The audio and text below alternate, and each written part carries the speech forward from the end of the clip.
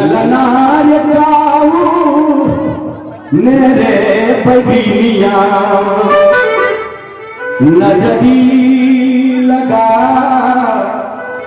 वलसे तुलसी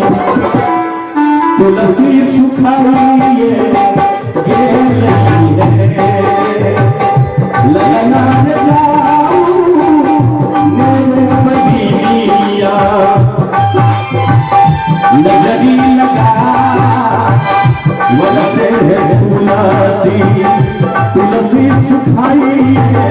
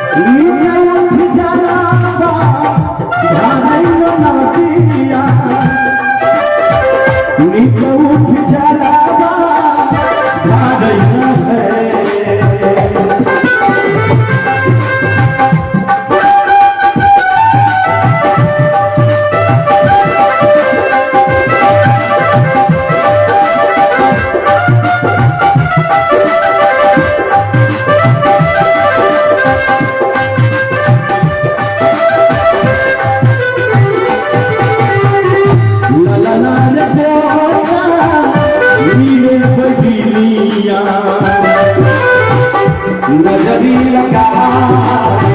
वलसे तुलसी तुलसी सुखाइए ललनार गोरा नीले बगिनिया नजरी लगा वलसे तुलसी तुलसी सुखाइए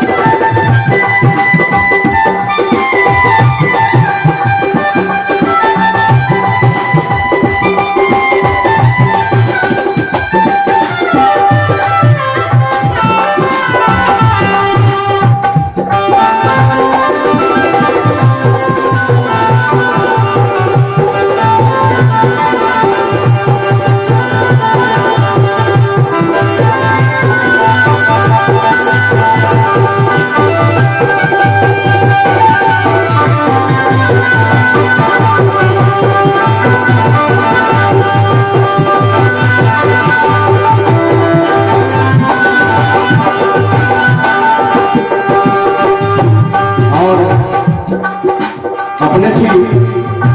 सुरेंद्र कुमार जी 51 रुपए के पुरस्कार देते हैं भाई सुरेंद्र जी बहुत बहुत धन्यवाद। सासु मोरा मोरी मेरे होते के लइहे ननातिया मन रूठ जाला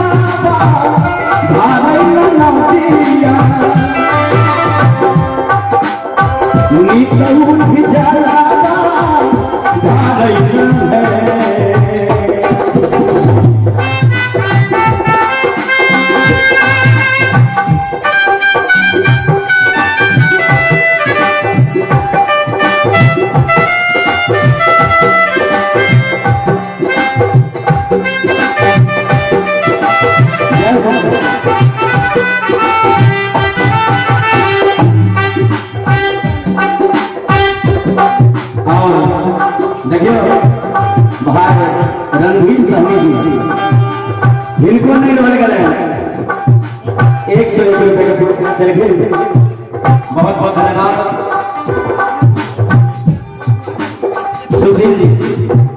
सुशील जी की ओर से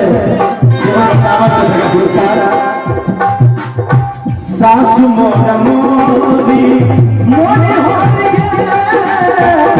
नहीं है नया दिया नीला उठ जाला धारई नया दिया नीला उठ जाला धारई ललना रे तूना सिर छोड़ा दुई गुबा से है गोदानी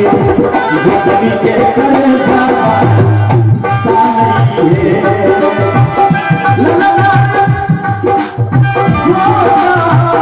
नीले कदिया नजरी लगा वला से तुलसी सुखाई है गई है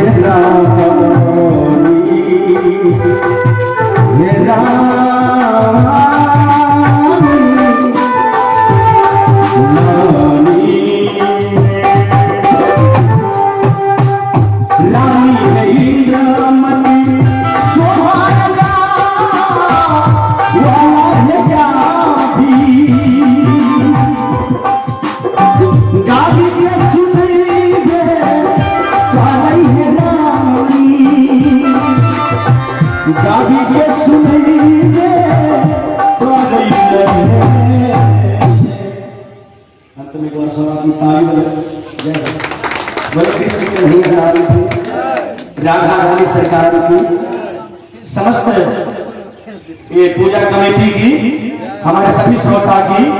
माता बहन की एक बार ताली बजाकर सब आदमी जे ला ला ला रे भैया ले पिया